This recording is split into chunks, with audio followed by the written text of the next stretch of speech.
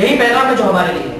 بس عزیزان گرامی، ان تینوں قسم کی روایتوں کو اگر ہم دیکھیں تو ائمہ فرما رہے ہیں یاد رکھو یہ تینوں قسم کی روایتیں اس لیے تمہارے اندر نافذ کی گئی ہیں، اس لیے تمہارے اندر ڈالی گئی ہیں تاکہ اس کے ذریعے سے تمہیں ہمارے مقام سے دور رکھا جائے۔ اب نہیں معلوم اس کے پیچھے کیا وجہ ہے، وہ جو مقام سے بلند کر رہا ہے اس کے پیچھے کیا ریشہ ہے، کیا اس کے اغراض ہے؟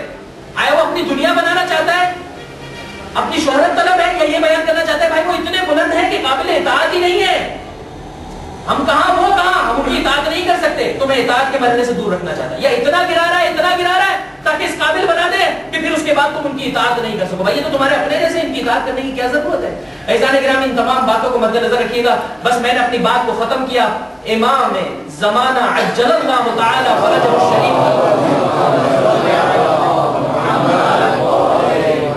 اس توقی پر کہ جسے زمانے کے امام نے اپنے چاہنے والے کے نام لکھا اور اس میں فرمایا ہمارے چاہنے والوں کو پیغام دے دو ہم بری ہیں، مبرہ ہیں ہر اس فرد سے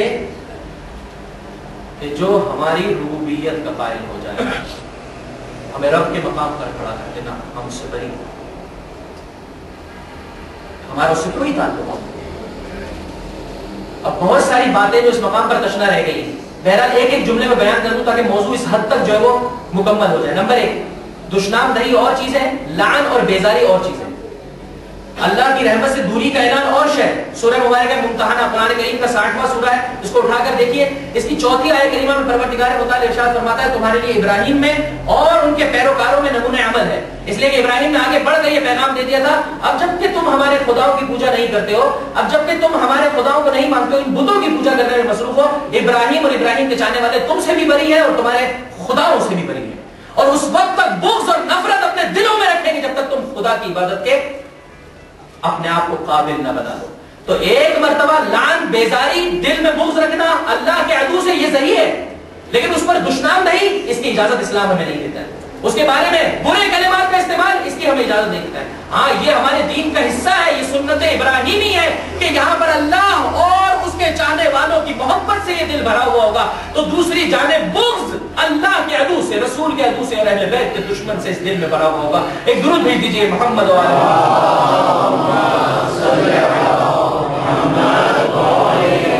بس ایک شے یہ ہے کہ جو آپ اپنے اذہان میں رکھیے گا، لعن اور شے ہے، لعن ایک دینی فریضہ ہے، چونکہ اس کا اردو میں ترجمہ کچھ اور بن جاتا ہے لہذا ہمارے ذہن کہیں اور چلا جاتا ہے، مگر لعن کا معنی ہے اللہ سے دعا کرنا کہ اے پروردگار اسے اپنی رحمت سے دور کر دے، اے پروردگار ہم اس سے بیزار ہیں، اس سے بری ہیں، ہمارا اس سے کوئی تعلق نہیں ہے۔ یہ ایک مطلب کہ اس کی تکمیل اس مقام پر ضروری تھی، جتنا غور و فکر کریں گے آپ کے لیے واضح اور آشکار ہو جائے گا۔ دوسرا مطلب کہ جس کی تکمیل بھی اسی مقام پر ضروری ہے کہ اہل بیت عبد ہے، مقام عبودیت پر فائز ہے، لیکن ہم جیسے نہیں ہیں۔ خداوند متعال حدیث قدسی میں ارشاد فرماتا ہے میرے بندے، یہ کرائٹیریا پروردگار متعال نے ہر انسان کے لیے دیا ہے، میرے بندے تو میرا جیسا بنتا چلا جا، میں تجھے اپنی صفات کا مظہر بنا دوں گا۔ اطیعنی فیما امرتک، جو کچھ میں کہتا چلا جاؤں اس کے مطابق بنتا چلا جا، میں تجھے اپنی صفات کا مظہر بنا دوں گا۔ تو ایسا فقیر ہے، تو ایسا غنی ہے، ایسا ثروت مند ہے جس کے پاس فقیری پائی جاتی ہے، دنیا میں آپ تھوڑے عرصے کے لیے امیر ہے پھر غریب ہو جاتا ہے، لیکن میں ایسا ثروت مند ہوں کہ جس کے پاس فقیری نہیں پائی جاتی، تو میری اطاعت کرنا شروع کر دے، میں تجھے وہ ثروت مندی عطا کر دوں گا کہ جس کے بعد فقر نہیں ہوگا۔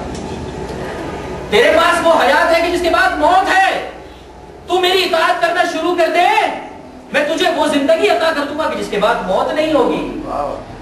میں وہ ہوں کہ یہاں کہتا ہوں ہو جا، وہ شے ہو جاتی ہے، تو میری اطاعت کرنا شروع کر دے، تو کہتا چلا جائے گا، وہ شے ہوتی چلی جائے گی۔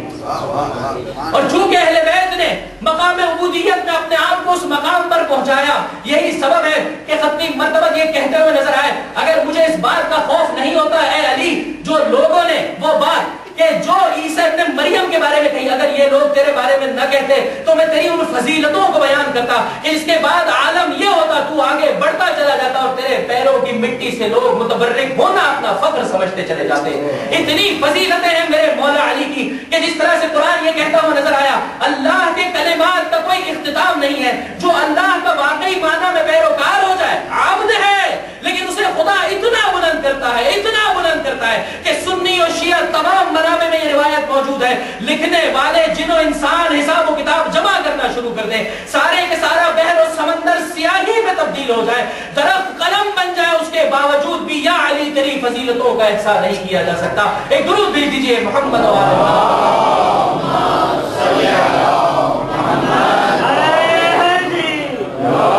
اتنا خدا کے سامنے یہ ہستیاں جھکی, اتنا جھکی کہ خداوند متعال نے اپنی صفات کا مظہر کامل قرار دے دیا. اور یہ راستہ میرا آپ کے لیے کھلا ہے. انہیں امام و نبی اسی لیے بنایا گیا ہے کہ انہوں نے اپنے کردار سے بتایا. میں نے اپنے استاد سے ایک مرتبہ سوال کیا, کبھی کبھار ذہن میں سوال آتا ہے ہمیں اتنا بڑا اسٹیٹس پروردگار متعال نے کیوں نہیں دیا. انہوں نے کہا اس کا بہترین جواب ہے اپنا کردار دیکھ لو, اپنے اعمال دیکھ لو, اپنے افکار دیکھ لو. خدا نے تو عالم ذر میں امتحان لے لیا تھا, اسے معلوم ہے کون کتنے پانی میں. لیکن اگر آج بھی تمہیں اعتراض کرنا ہے کہ بھائی ہمیں کیوں نہیں بنایا گیا, ہمیں کیوں یہ مقام, اپنا کردار دیکھ لو, ان کا کردار دیکھ لو, خود بخود تمہیں پتا چل جائے گا کہ وہی ہستیاں اس بات کی ہے. ان کے افکار, ان کے گفتار, ان کے کردار میں سوائے رنگ الہی کے اور کچھ نظر نہیں آتا ہے. ان کا دوست وہی ہوتا ہے جو خدا کا دوست ہو, ان کا دشمن وہی ہوتا ہے جو خدا کا دشمن ہو. نہیں دیکھتے ہمارا رشتہ دار ہے, اس بات کو دیکھتے ہیں کہ اللہ کا کتنا چاہنے والا ہے. جتنا اللہ کا چاہنے والا ہے اتنا مجھ سے چاہے. اور ہمارے لیے بھی یہی پیغام, یہ راستہ کھلا ہوا ہے. پروردگار بلانا چاہتا ہے, اے امامت اور ولایت کے مقر, تجھے تیرا پروردگار دعوت دے رہا ہے. ہمیں اسی مقام پر رکھ جس مقام پر ہمیں ہمارے پروردگار میں رکھا ہے, نہ اس سے بلند کر نہ اس سے گرا. عرض کیا میں نے آپ کی خدمت میں, دعائیں سلامتی امام زمانہ پڑھنے والا, ہر مولا و آقا کا چاہنے والا اس توقیع کے ان جملے کو غور و فکر سے سنے. اور میں سمجھتا ہوں اس فرش ازا کا اہم ترین تقاضا مجھے اور آپ سے یہی. اب جب کہ خدا بند متعال نے آپ کو یہ نعمت نصیب کی ہے, دیکھیں ایک تو مسئلہ ہمارے ساتھ یہ ہے, ہم نعمتوں کا جس طرح سے شکر بجا لانے کا حق ہے اس طرح سے بجا نہیں لاتے. ہم دنیاوی نعمتوں کو بہت زیادہ احساس کرتے ہیں, معنوی نعمتوں کا احساس نہیں کرتے. اہل بیت نے ہمیں سکھایا ہے روزانہ صبح کے وقت 4 نعمتوں کو یاد کرو. آپ نے بارہا یہ روایت سنی ہوگی, 4 نعمتوں کو یاد کرو روزانہ. اے پروردگار تیرا شکر کہ تو نے مجھے اپنی معرفت عطا کی. اے پروردگار تیرا شکر کہ تو نے مجھے نبی کی امت میں سے قرار دیا. اے پروردگار تیرا شکر کہ تو نے میرا رزق اپنے ہاتھوں میں رکھا. اے پروردگار تیرا شکر کہ تو نے میرے گناہوں کو چھپا کر رکھا. ہم سے کہا گیا, سفارش کی گئی, روزانہ ان 4 نعمتوں کا تکرار اپنی زبان پر. ایک اور نعمت میں آپ کے خدمت میں اس مقام پر پیش کر دیتا ہوں. اس موضوع کی مناسبت سے کوشش کیجیے گا کہ اگر ہو سکے تو اس مختصر سی عبادت کو اپنی زندگی کا شیوا قرار دیں. معصوم فرماتے ہیں جب سجدہ شکر میں جاؤ تو اپنے سجدہ شکر میں جاؤ. مختلف دعائیں ہیں جو روایتوں میں موجود ہیں, لیکن خصوصیت سے ہم سے کہا گیا کہ جب اپنی پیشانی رکھ لی, کچھ دعائیں طلب کر لی, اس کے بعد اپنے سیدھے رخسار کو زمین پر رکھو اور خدا سے کہو اے پروردگار حمد بجا لاتا ہوں تیری اس بات پر کہ تو نے مجھے اپنی ولایت کا بھی مقر بنایا اور محمد و آل محمد کی ولایت سے بھی مجھے پیوست رکھا. ان کی قربت تو مجھے آتا. ہر روز انسان احساس جتنا کرے گا کہ کتنی بڑی نعمت اس کے پاس ہے, اتنا ہی اسے اس بات کا احساس رہے گا کہ یہ اتنی بڑی نعمت مجھ سے چھیننے دشمن بھرپور طریقے سے کوشش کر رہا ہے عزیزوں. کبھی گناہ کے ذریعے سے, کبھی عقیدے میں خلل کے ذریعے سے. یہ نہ سمجھیے کہ دشمن خاموش بیٹھا ہوا ہے, یہ زمانے کا امام ہے. یہ آئندہ علیہ السلام کی جانب سے ملنے والی توفیقات ہے کہ جو مجھے اور آپ کو اس مقام پر جمع کیے ہوئے. اس کو کم نہ جانیے اور ہم نے خدا بند بجا لائیے, لیکن میرے زمانے کے امام کے اس جملے کو تو سن لیجئے. میں اور آپ جب دعائے سلامتی امام زمانہ پڑھتے ہیں, اہم ترین ہمارا تقاضا پروردگار متعال سے کیا ہوتا ہے؟ اے میرے پروردگار میرے مولا و آقا کو ہر غضب سے, ہر پریشانی سے, ہر بلا سے محفوظ رکھ. میرا مولا سالم رہنے پائے.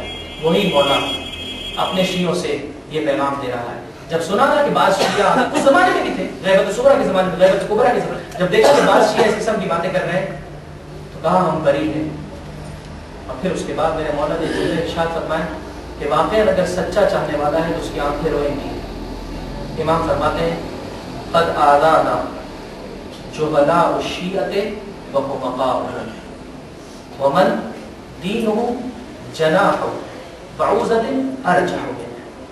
اذیت پہنچائی ہے مجھے, زمانے کا امام کہہ رہا ہے اپنے شیعوں سے خطاب کر, اذیت پہنچائی ہے مجھے اے شیعوں تم میں سے ان افراد نے جو کم معرفتی کے مرض میں مبتلا ہیں, جو جاہل ہیں, ہم سے واقفیت اختیار نہیں کرتے کہ ہم کون ہیں, ہمارا ان سے تقاضا کیا ہے. اور دین ان کی نگاہ میں مکھی کے بال برابر بھی